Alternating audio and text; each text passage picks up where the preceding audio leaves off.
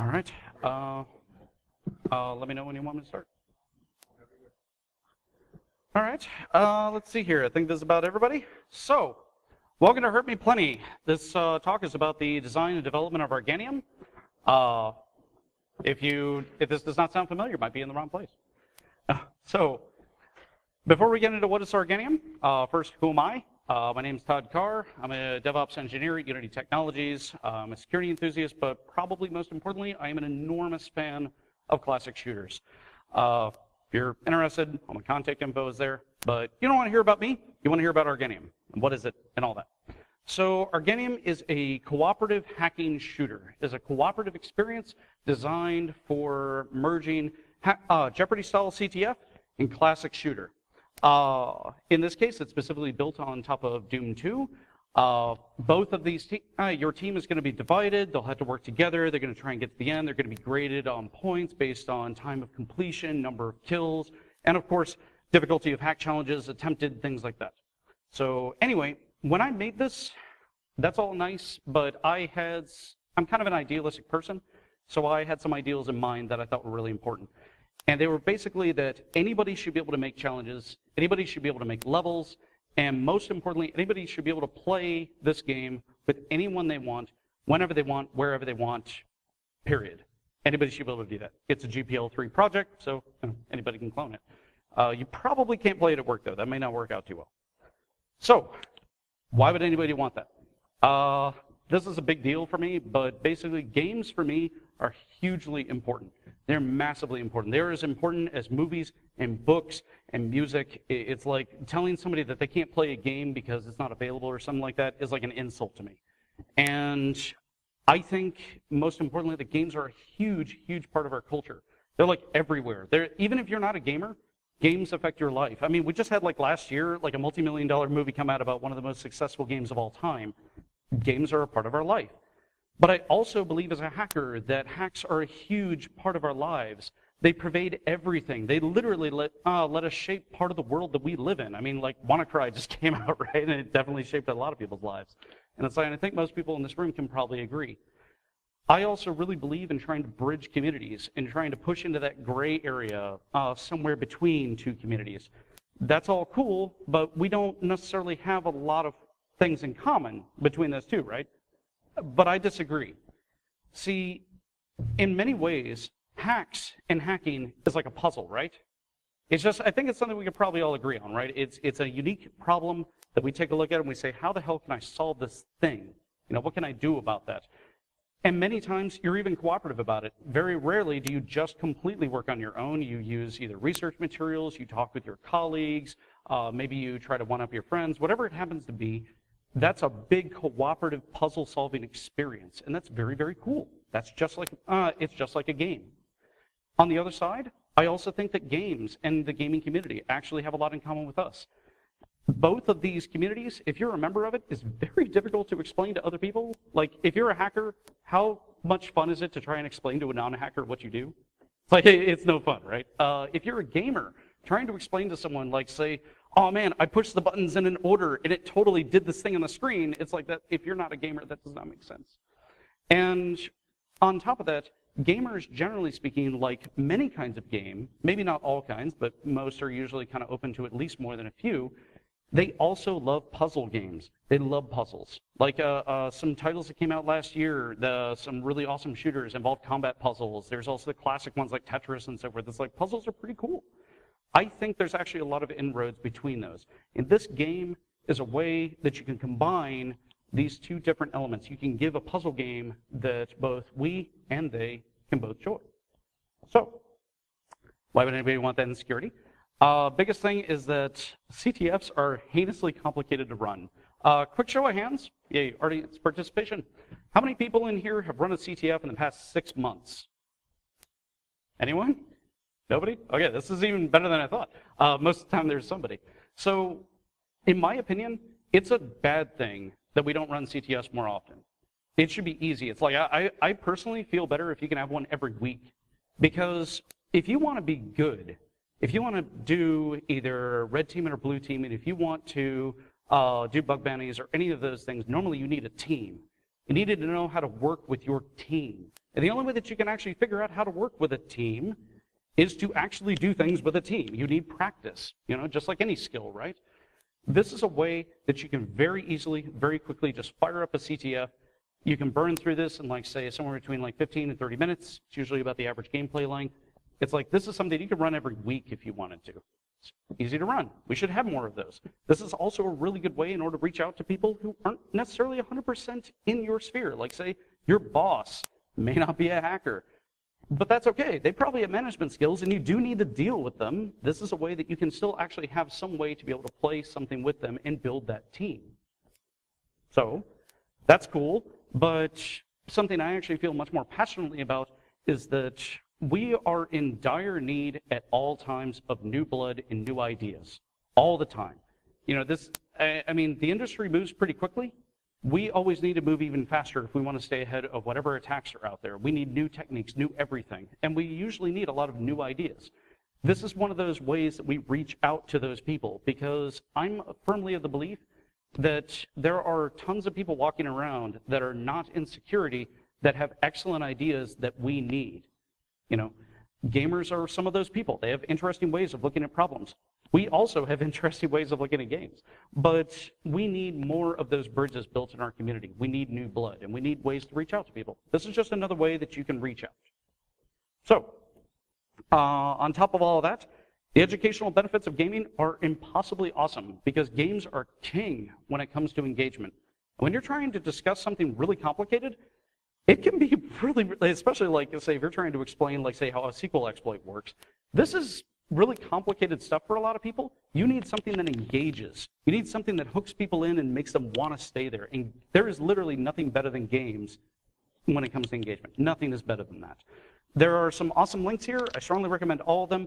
They will all do a much better job of explaining why gamifying education is amazing. But if you're just going to watch one, you should really check out the first one, because Extra Credits is incredible. Like, I cannot even begin to describe. They definitely know their stuff.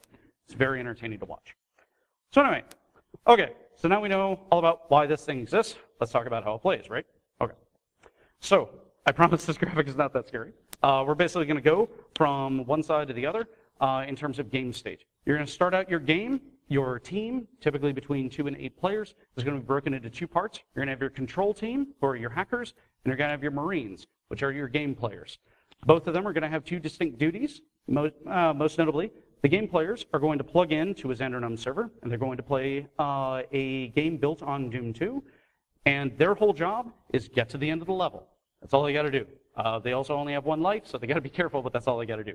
On the control side, all your hackers are just going to have to plug into the scoreboard. It's just a web server. It's very simple stuff. They plug in, and they need to solve challenges. They have some buttons they can push, so on and so forth.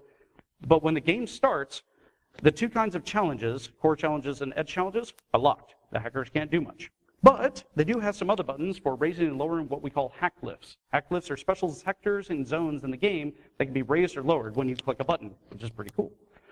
On the other side, Area 1 is open to the is open to the Marine players, but there is a hack switch in every area. It looks like a switch, but when they hit it, it sends a code back over to the web server, which unlocks challenges. They need to find it. There's also 1 and only 1 secret area in each area. We'll get to that in a minute. So, Marines are moving around, they kill some demons, so on and so forth, and they find the hack switch. When they hit the hack switch, 2 things happen. The first is that it sends a code back over to the server, unlocks all the core challenges. These are worth points. The hackers can get to work. While they're working, an infinite monster spawn is also started in that zone, so the Marines have to try and survive against this. It's not a lot, but it's enough that the hackers don't want to take too long. Generally speaking, about 5-10 minutes per hack. These are not super complicated things, or generally speaking what you're aiming for, though, of course, you can make whatever you like. So that's great.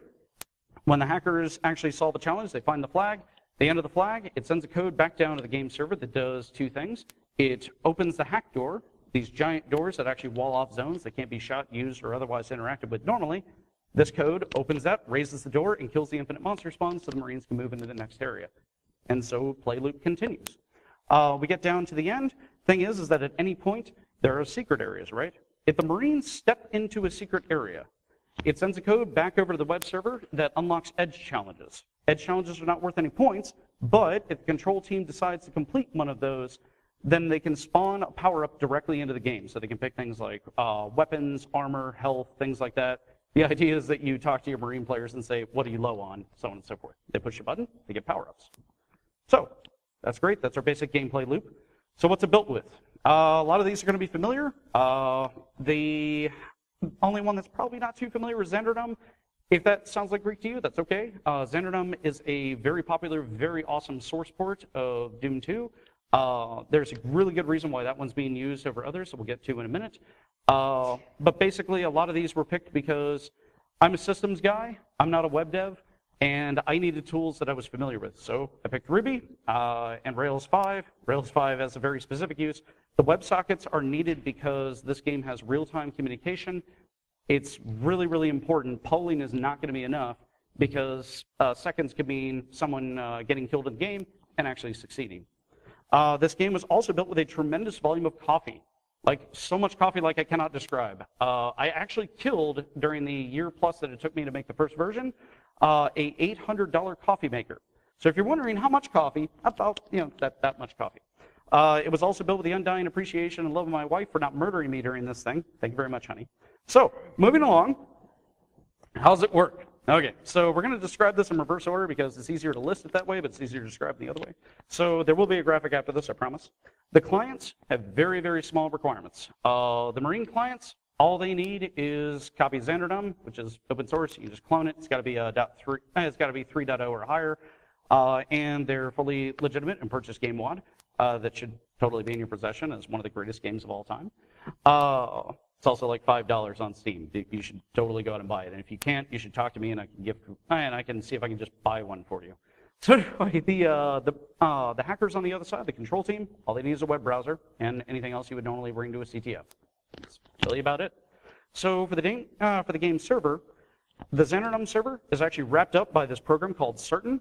And Certain is basically going to hook the server console for the input and output, and it's going to act as a command interpreter. So only certain commands will actually be forwarded to the game server, and only certain outputs will actually be allowed from the game server. This is all in turn wrapped up by Gloom, which is the Rails 5 app. This acts as the scoreboard, it's the challenge server, so on and so forth, and it's the ultimate source of truth for the game state. It actually wraps up Certain, it calls Certain, and it hooks that input and output as a separate thread. So that's basically kind of sort of how this thing works. The promise graphic, you can actually see very clearly how, say, Certain and Gloom are going to interact together, but each side of the team is only going to need to interact with one actual portion of this program. So, okay.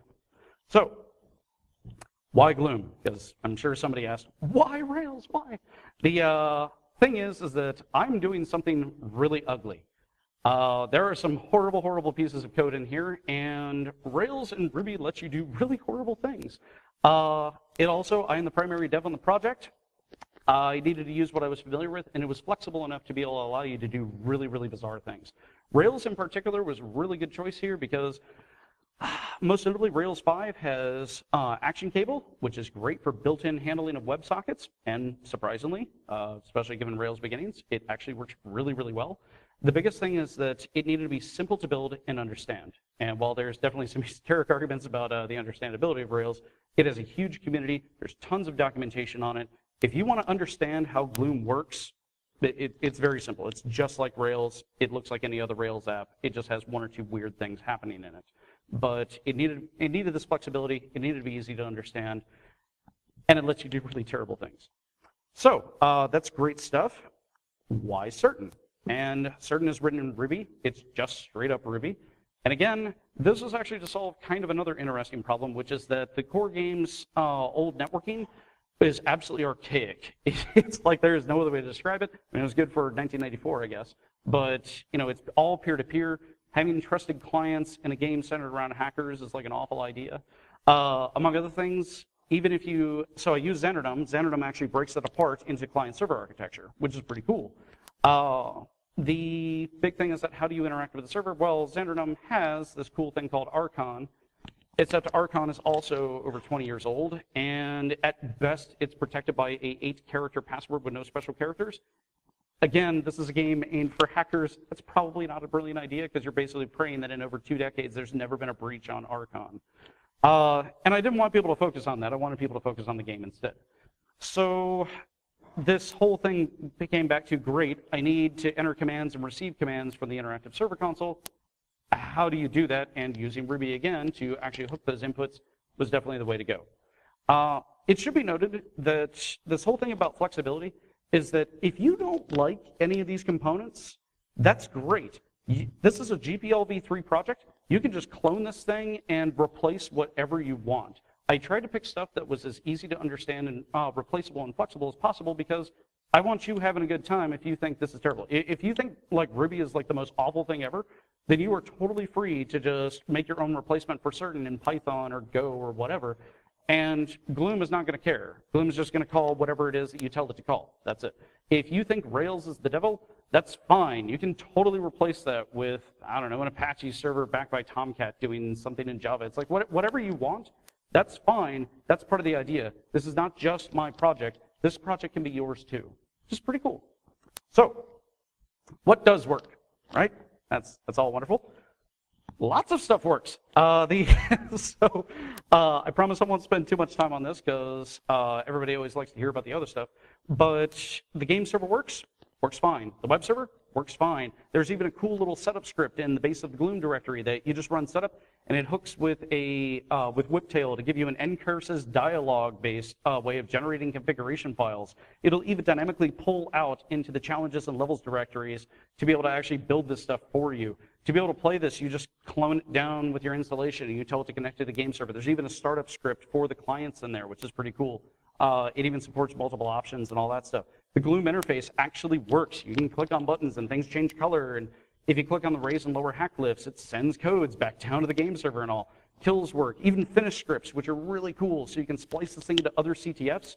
It's a script you can specify, just arbitrary thing in the system, that says, oh, hey, on completion of the game, take all the stats from the game and feed it to something else. So if you wanted this to spawn up, like, say, an SSH server that's highly vulnerable as part of some sort of scenario CTF, you can do that with this. People have to play through Arganium, and once they're done, it'll spin up a server. You know, there's lots and lots and lots of stuff here. Even challenges are super simple to build. Levels, I mean, this is an over 20-year-old game. Not particularly difficult to build levels for. So that's all fun, but what could use a little more time in the oven? The web interface, I am a systems guy. I'm not a web dev. It's pretty obvious that there are some parts of this that really need some CSS love. Sorry about your eyes bleeding. I also thought it would be pretty cool to have a web form as an alternative to the setup script because, well, the setup script is simple to me. I built it, so, you know, of course it's easy to me. I thought it would be nice as an alternative, but I don't know how to do that right now. Some more reliability interfaces because WebSockets are also kind of finicky. Once in a while they drop. Yay, new tech. I also kind of wish the power-up system communicated a little better to the player. Like, once you know what's happening, it's perfectly fine, but I kind of wish that I had the buttons change color in a different fashion, make it a little more obvious. And as always, I could always use more stock challenges. You are encouraged for a real game to actually build your own because it's easy to do, and it's super easy to port existing CTF challenges. It's literally like a YAML file. You put in the flag, and you just put some link to the server in the content dir, and it's done. It's an Arganium challenge. So this is not like a build from scratch thing. And more levels would be great because honestly, I'm not a level dev. I've got one great level, a good dev level, and you can see my first attempt. In fact, submissions are always welcome. I am always checking out pull requests and so forth if you have something great. In fact, I actually would not be upset if you just like went out to the project site like right now and you like cloned it down and you started building something because, you know, like I love this stuff and I have done it for over a year now. Just saying, you could go there right now. So anyway, moving right along. What didn't work, right? Well, what was horrible, horrible failure? There are so many things that did not work in this project. Like, I mean, this whole thing could probably be described as a gigantic roller coaster of failure straight into the ground. It's like tons and tons, everything fought me on this project. Like, I tried to use some more classic feeling ports, and turns out they all maintain peer-to-peer networking, so that was not going to work. Xanderdome 2, which is the stable, and it's the first one everybody finds when they go to the Xanderdome page. Turns out that doesn't actually support some of the advanced scripting needs that I need within the game, so that's not going to function at all. The core game's ACS script, stands for Action Control Script. That thing fought me because it turns out that, oh, you want secrets? Well, secrets are on client side only. They're not calculated on the server. So how do you tell the server that the players just found a secret? It's like, well, I had to come up with a really weird, janky way that I could check for that automatically. I love my favorite question that I get out of everybody on every part of this project was, yeah, but why would anybody want that? And it's like, I know this is a really complicated topic. Just trust me. I need this weird ass thing you've never thought of. Rails 4 was a horrible failure, like in every possible way. Take that however you want. But basically, WebSockets did not work. I could go on for hours about this, but the whole thing is that eventually this worked. And it started working really well. And that's kind of what we're about, right? You find a problem, you find a puzzle, and you bash your head on it, seemingly without any effect, until magically one of the bricks moves, and you're like, oh, that's kind of weird. Wow, I'm making progress. That's basically what this project was a lot of for me, was a whole lot of beating your head on a wall until something moved. So, what's in the future for the project? There's a number of really, really good ideas. I'm always taking ideas, and of course, pull requests. But I would really like to put GitFS on the repo. I haven't done that because, frankly, if you use GitFS, it's not part of normal Git. So if you don't have that, then when you try and clone the project, it doesn't work. That's kind of like a big FU to me. So I figure we won't do that. Plus, the levels that are in the repo, the binary files, those are like a meg, so it's not really a big deal. Some automated build tests would be nice if I can find a way to automatically test interactive stuff. Some good tutorials would be good. There is a full-featured wiki on it already that describes everything from a dev environment, how to build things, philosophy at work, all that stuff. If you find something that is not clear, please let me know. I will go back and document the heck out of it. It'd also be really nice to have some more helper scripts. I also had kind of an idea for some building block levels, some little pieces that you could just copy and paste in order to build something. And it'd be really nice to have some more robust challenge handling so you can do some really weird things. But at the moment, what's there is simple and functions. So, you know.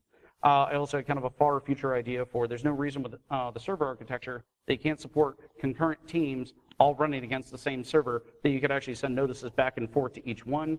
You know, there's lots and lots and lots of cool stuff that you can do with this. And that's basically the primary. I didn't have enough time to be able to do a full demo here, but I do actually have a game server with me. If you want to try it out or you want to see what it's all on about, just come to me anytime during the con, and I'll be more than happy in order to fire this stuff up and talk your ear off about it. Otherwise, I had whatever remaining time we got for questions. That's all I got.